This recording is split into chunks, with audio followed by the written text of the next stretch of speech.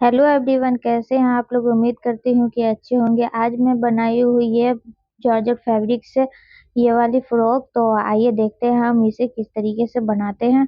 इसकी कटिंग और स्टिचिंग हम किस तरीके से करते हैं, तो चलिए देखते हैं। ये फ्रॉक बनाने के लिए मैंने दो तरीके का फैब्रिक लिया है। ये फैब्रिक है जॉर्जेट का और ये फैब्रिक है साटन का। और इसमें मैं ये वाली लेस भी लगाऊंगी। तो सबसे पहले हम इसके चोले की कटिंग करेंगे। चोले की कटिंग करने के लिए मैंने ये मार्क कर दिया है। आप अपने बॉडी के हिसाब से, अपने मेजरमेंट के हिसाब से आप इस पर निशान लगा सकते हैं। मैंने एक साइड के कपड़े में ये निशान लगा करके इसकी कटिंग कर दी है। ये हमारे मेजरमेंट के हिसाब से, आप अपने हिसाब से बड़ा या छोटा कर सकते हैं।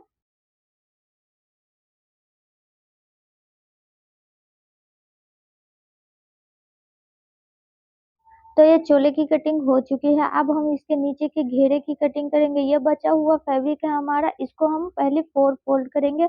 इस तरीके से पहले टू फोल्ड करेंगे और अच्छे से फिर हम इसको फोर फोल्ड कर देंगे। फोर फोल्ड करने के बाद हम इसको अपने लंबाई के हिसाब से लेंगे। जितनी लंबाई हमारी होगी हम उसके हिसाब से इंची टेप रख करके और उसके बाद नीचे के कपड़े को हम कट करके निकाल देंगे और बाकी का ये कपड़ा हम इसके घेरे के अंदर दे देंगे और बचा हुआ नीचे के कपड़े से हम इसकी आस्तीन की कटिंग कर देंगे।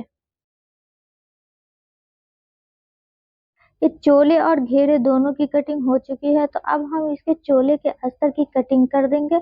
ये टू फोल्ड हमने फैब्रिक को कर दिया है। उसके बाद हम इसके जो हमने कटिंग करके रखे हुए थे इसके ऊपर हम रख करके इस तरीके से अच्छे से हम रख करके इसकी हम कटिंग कर देंगे। मैं इस फ्रॉक में अस्तर सिर्फ चोले में लगा रही हूँ। ये जॉर्जेट का कपड़ा है तो मैं नीचे अस्तर नहीं लगाऊंगी, क्योंकि मेरा ये जॉर्जेट का जो प्लाजो आएगा तो उससे वो ढक जाएगा। तो मैं इसके नीचे अस्तर नहीं लगाऊंगी, सिर्फ मैं चोले पर ही अस्तर लगाऊंगी। बचा हुआ फैब्रिक मैं इसके प्लाजो में इस्तेमाल कर दूंगी, प्लाजो के अस्तर में। तो ये हमारे फ्रॉक के अस्तर की भी कटिंग हो चुकी है। अब हम इसके गले की कटिंग हम बाद में करेंगे। अभी हम इसके गले की कटिंग नहीं करेंगे, तो अब हम इसको रख देते हैं साइड में और इसकी स्लीव की कटिंग कर लेते हैं। स्लीव की कटिंग करने के लिए हमने ये कपड़े को फोर फोल्ड कर दिया है, क्योंकि हमें दो स्लीव चाहिए। तो उसको हम फोर फोल्ड करके इस तरीके से हम स्लीव की कटिंग करते हैं। जिस तरीके से हम स्लीव की कटिंग करते हैं नॉर्मली उसी तरीके से हम करेंगे। और नीचे की तरफ ये क्रॉस लाइन करके हम कटिंग नहीं करेंगे, क्योंकि हमारी ये छोटी छोटी चुन्नटें आएंगी। हम डिजाइन बनाएंगे स्लीव में, तो आप देखेगा जब हम स्टिचिंग करेंगे तो हमने अभी भी गले की कटिंग नहीं की है। हम पहले इस पर कुछ डिजाइन बना देंगे। इस तरीके से देखिए, मैं इस पर ये लेस वाली फैब्रिक ले करके इस तरीके से मैं डिजाइन बना रही हूँ। उसके बाद मैं गले की कटिंग करूंगी। ऊपर जितना बड़ा आपका गला होगा उसके हिसाब से आप उतना कपड़ा छोड़ करके नीचे की तरफ ये डिजाइन बनाएंगे। मैं ये वाली फैब्रिक लेकर के डिजाइन बना रही हूँ। उसके बाद मैं एक लेस लगाऊंगी, एक लाइन लेस लगाऊंगी और फिर इसके फैब्रिक के ऊपर भी एक लाइन लेस लगाऊंगी। तो देखिए, मैं इस तरीके से ये लेस लगाऊंगी। फैब्रिक के साइड में थोड़ी थोड़ी कपड़ा छोड़ करके मैं जिस शेप में ये फैब्रिक लगाई हूँ उसी शेप में मैं ये लेस अटैच करूंगी। ये देखिए, मैं इस तरीके से इसमें लेस अटैच करूंगी। तो हमारी ये लेस अटैच हो चुकी है। अब हम इसके ऊपर अस्तर रख करके हम इसकी स्टिचिंग करेंगे। और अस्तर मैंने गले की कटिंग कर दी है। मेरा जितना बड़ा गला है मैं उसके हिसाब से कटिंग कर दी है, और आपको जितना बड़ा गला चाहिए आप उसके हिसाब से उसकी कटिंग कर सकते हैं। तो मैं इस तरीके से रख जॉर्जेट फैब्रिक को सीधी तरफ और उसके ऊपर अस्तर रख करके इस तरीके से हम एक लाइन लगा देंगे। लाइन लगाने के बाद ये एक्स्ट्रा कपड़ा जो हमारा उसको कट करके हटा देंगे और फिर इस तरीके से हम इस फैब्रिक को पलट देंगे। जो अस्तर वाला फैब्रिक है उसको पलट करके हम ऊपर की तरफ एक फिक्स लाइन लगा देंगे।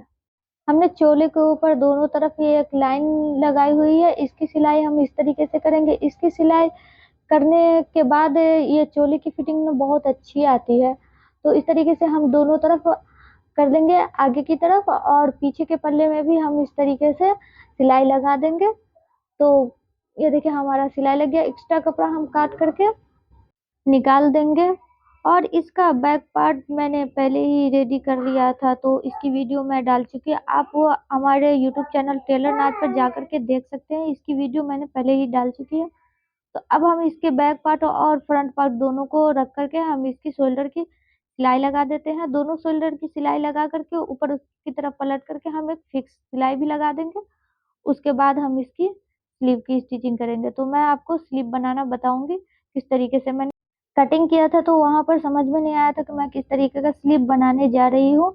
तो मैं अब आपको बताऊंगी मैं किस तरीके का स्लीव बनाने जा रही हूँ। तो ये स्लीव बनाने के लिए मैंने एक ये गेदर वाली एक पट्टी तैयार कर ली है। मेरे ये 2 इंच की पट्टी है, दोनों तरफ से मैं इसकी कोर मोड़ करके इसकी एक गेदर वाली पट्टी तैयार कर ली है। अब इस तरीके से स्लीव के बीचों बीच रख करके हम इसे अटैच कर देंगे। इस तरीके से देखिए, हम इस दोनों कपड़े को दोनों तरफ से हाथ से सीधा करके हम इस तरीके से स्टिच कर देंगे इसको।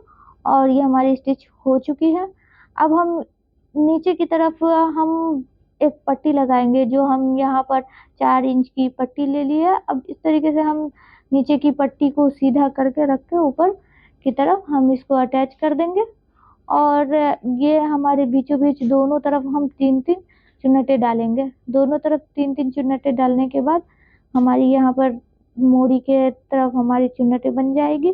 क्योंकि मैंने नीचे की तरफ का फैब्रिक को काट करके नहीं हटाया था, जितना चौड़ा था मैं वही रखी थी। और फिर ये कपड़े को पलट करके ऊपर की तरफ हम इस तरीके से रख करके स्टिच करके हम एक लेस लगा देंगे। तो इस तरीके से हमारी स्लीव बन करके रेडी हो जाएगी। तो ये देखिए, हम इस तरीके की स्लीव बनाए हैं, बहुत प्यारा लगेगा, बहुत प्यारा लग रहा है इस तरीके का स्लीव। तो देखिए, इस तरीके हम दोनों स्लीव बना करके हम रेडी कर चुके हैं।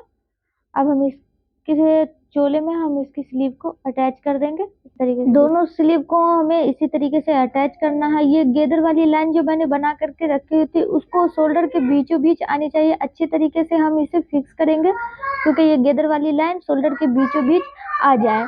तो इसी तरीके से हम दोनों स्लीव की स्टिचिंग कर देंगे। तो ये चोले की पूरी सिलाई खत्म हो चुकी है। अब हम इसके घेरे की स्टिचिंग करेंगे। तो हम घेरे की स्टिचिंग करने के लिए सबसे एक पहले हम इस पर एक सिलाई लगा देंगे, जो बड़े टाके की सिलाई लगा कर हम इस तरीके से खींच करके सिलाई लगा, क्योंकि हमें इसमें पतली छोटी छोटी चुन्नटें डालनी है। तो इस तरीके से हम धागा खींच के चुन्नटें डालेंगे तो बहुत अच्छा चुन्नट बन के तैयार होगा। तो हम चुन्नटें बिल्कुल चोले के बराबर चुन्नटों को खींच करके बड़ा बना लेंगे, और उसके बाद हम उस पर रख करके इस तरीके से अटैच कर देंगे। चोले पे काम करने के बाद हमें ये इसके घेरे में ज़्यादा काम नहीं रहेगा, क्योंकि हम इसमें अस्तर नहीं डाल रहे हैं। दोनों तरफ चोले के दोनों तरफ हम इसी तरीके से घेरे बना करके हम ये नीचे का जो घेरा है हम उसे अटैच कर देंगे। उसके बाद हम ये चोले पर ये वाली लेस लगाएंगे। जो चोले पर हम ये वाली लेस लगाएंगे, तो हम दोनों तरफ मार्जिन छोड़ देंगे कपड़े का, जो हमारा फिक्स होगा। जो हमारी साइड में सिलाई होंगी हमारे मेजरमेंट के हिसाब से, वो दोनों तरफ हम साइड में कपड़ा छोड़ने के बाद इस तरीके से हम आगे और पीछे दोनों तरफ ये लेस पर इस तरीके से हम सिलाई लगा देंगे। क्योंकि हम जो दोनों तरफ साइड में सिलाई लगाएंगे, तो ये लेस अंदर की तरफ ना आए, क्योंकि अंदर की तरफ आ जाएगी तो ये लेस हमें चुभ भी सकता है।